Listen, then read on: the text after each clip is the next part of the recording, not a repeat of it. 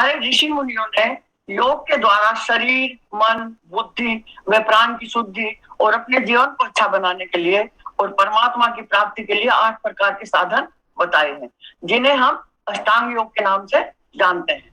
महर्षि पतंजलि ने अष्टांग योग को 8 भागों में विभाजित किया है। ये है यम, नियम, आसन, प्राणायाम, प्रत्याहार, धारणा, ध्यान और समाधि। यम के चौथे उपम को ब्रह्मचर्य कहते हैं। ब्रह्मचर्य 2 शब्दों से मिलकर बना है, ब्रह्मा प्लस चर्य। ब्रह्मा का अर्थ है परमात्मा और चर्य का अर्थ है विचरना, अर्थात परमात्मा में लीन होकर परमात्मा में विचरना ही ब्रह्मचर्य है। भारतीय परंपरा में मनुष्य की 100 वर्ष आयु मानकर उसे 25-25 वर्ष के 4 भागों में बांटा गया है। पहले 25 वर्ष ब्रह्मचर्य आश्रम, दूसरे 25 वर्ष गृहस्थ आश्रम, तीसरे वानप्रस्थ आश्रम और चौथे 25 वर्ष को संन्यास आश्रम का नाम दिया गया है। पहले भाग ब्रह्मचर्य आश्रम का अपना विशेष महत्व रहा है। सारे जीवन को के क्रियाकलाप की इसी अवस्था पर निर्भर रहते हैं। यदि हम पहले 25 वर्ष एक ब्रह्मचर्य आश्रम की तरह बिताएं तो हमारे अंदर संयम व अनुशासन आ जाता है। इसमें इंद्रिय संयम, मन पर काबू पाना, व्यर्थ के माया मोह, विषय वासना और भोग विलास से दूर रहना सीख जाते हैं।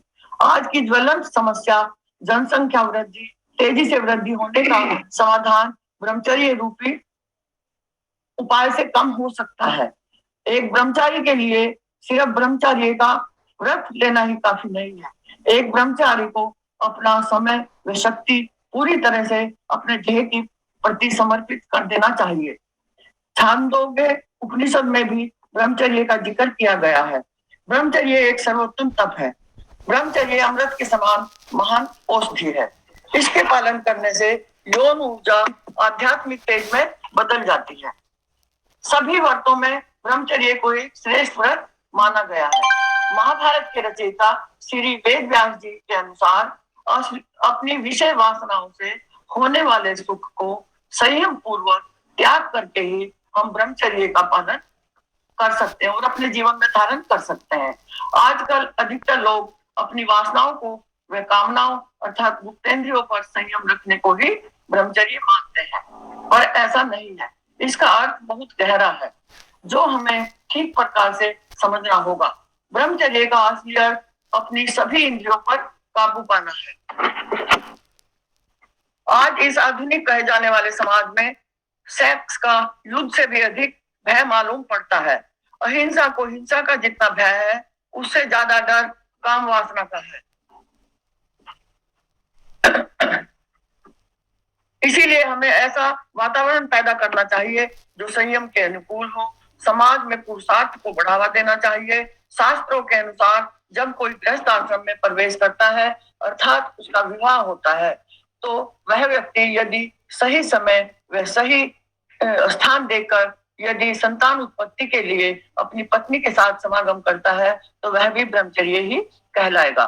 इससे ब्रह्मचर्य का हनन नहीं होगा।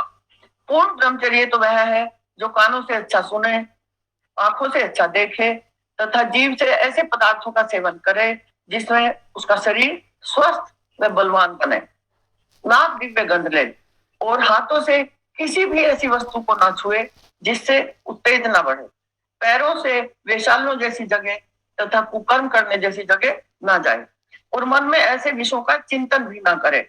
यह सब आज हमारी युवा पीढ़ी के लिए बहुत ही जरूरी है। ब्रह्मचर्य में कई बातें बाधा हैं, जैसे अश्लील साहित्य पढ़ना, एडल्ट फिल्में देखना, इनसे हमारे चरित्र का हनन होता है।